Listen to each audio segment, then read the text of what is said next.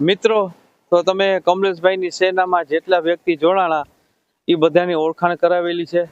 હવે અત્યારે પ્રણામી આશ્રમમાં આવી પહોંચ્યા છીએ. જે તમે મારી પાછળ જોઈ શકો પ્રણામી આશ્રમ. હવે અહીંયા 5-10 મિનિટનો હોલ્ડ કરી આપણે દ્વારકા પહોંચીશું. ત્યાંથી શાક બકાલું હાથે લઈ અને નાગેશ્વર ધામના તમને દર્શન કરાવીશું. હર હર મહાદેવ. મહાદેવ ગ્રુપ જામરાવલ.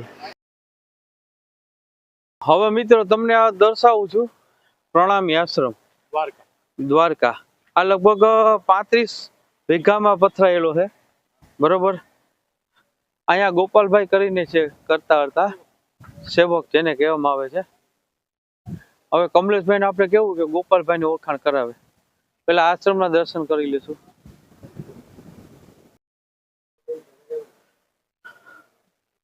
હા, આશ્રમ છે પ્રણામી.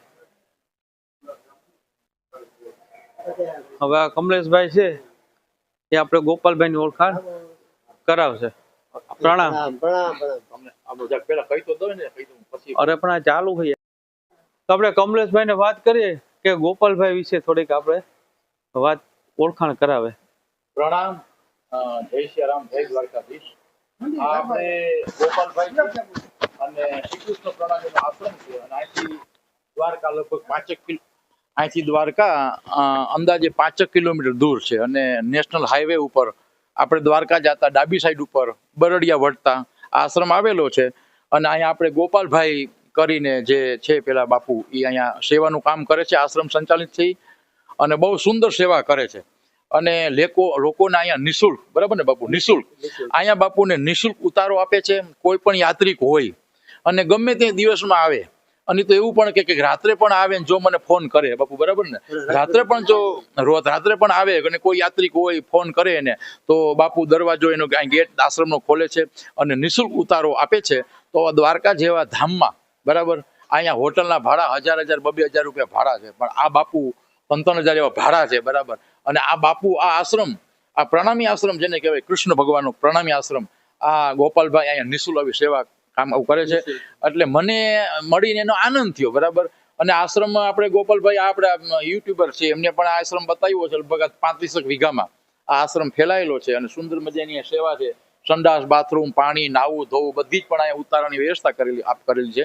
તો હું જરાક ગોપાલભાઈને કહું કે 2 શબ્દ જરાક ઈ બોલે. બોલો શ્રી કૃષ્ણ કનૈયાલાલ કી જય. ધર્મ પ્રાણ સુંદર સાથ એવામાં ભક્તજનો, કોઈ પણ સમયે ગેટ ઉપર મારા નંબર લખેલા છે. ક્યારેય પણ રાતના 2 વાગે આવીને વિના સંકોચે આપ આવી શકો છો. એક જ ફોનથી એક જ રિંગથી મારો ફોન ઉપડશે અને વિના મૂલ્યે જે આપ યથાશક્તિ દાન આપો યા ના આપો, પણ આનંદથી પધારો અમારા આશ્રમની અંદર. અમારા આનંદમાં આનંદ વધારવા અને આપ પણ આનંદ લેવા પધારજો, એવી મારી બધાને હાર્દિક શુભેચ્છા અને પ્રણામ. Very good. જય શ્રી. તો મિત્રો, આપણે પ્રણામી આશ્રમના મહંત, જેને આપણે કહી શકીએ, ગોપાલભાઈ સાથે વાતચીત થઈ. હવે તમે ગમે ત્યારે એની ટાઈમ તમે અહીંયા આવી શકો છો. આશ્રમમાં કોઈ જાતનો કંઈ ચાર્જ નથી. તમને એવું લાગે કે આમાં તમારે કંઈ દેવાની ઈચ્છા છે તો તમે દઈ શકો છો.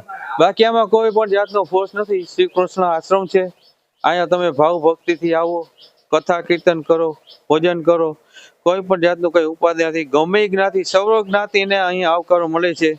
તો જરૂરથી તમે એની ટાઈમ આ પ્રણામી આશ્રમમાં પધારશો. એવું શ્રી કૃષ્ણ ભગવાન કી જય. જય શ્રી કૃષ્ણ. જય સ્વામિનારાયણ. મિત્રો, જય શ્રી રામ. અત્યારે અમે પ્રણામી આશ્રમ ગોપાલભાઈના આશ્રમમાં આવ્યા છીએ. નાગેશ્વર જતા રસ્તામાં આશ્રમ આવે છે. એટલે એમ થયું કે થોડીક વાર અહીંયા ચા પાણીને હોલ્ડ કરીએ અને બેસીએ. તો મળવા જેવો આશ્રમ છે ને ગોપાલભાઈ આપણે મળવા જેવો છે એ. એટલે અહીંયા અમે આવ્યા છીએ અત્યારે. ને આ એનો આશ્રમ છે, 35 વીઘામાં આ ફેલાયેલો છે આશ્રમ. પ્રણામી કૃષ્ણ ભગવાનનો આશ્રમ છે અને બરડિયા પાસે આશ્રમ છે. અને અમારા હરિભક્તો બધા અહીંયા બેઠા છે અને અત્યારે મેં અહીંયા હોલ્ડ કર્યો છે, બરાબર. તો તમને આશ્રમની એક ઝલક બતાવી દઉં કે આશ્રમ કેવો છે. આ ભગવાનનું અહીં મંદિર છે, કૃષ્ણ ભગવાનનું. અને આખો આશ્રમ એસી છે. ઉપર એસીની વ્યવસ્થા છે, નીચે રહેવા માટેની રૂમની સગવડતા છે બધી.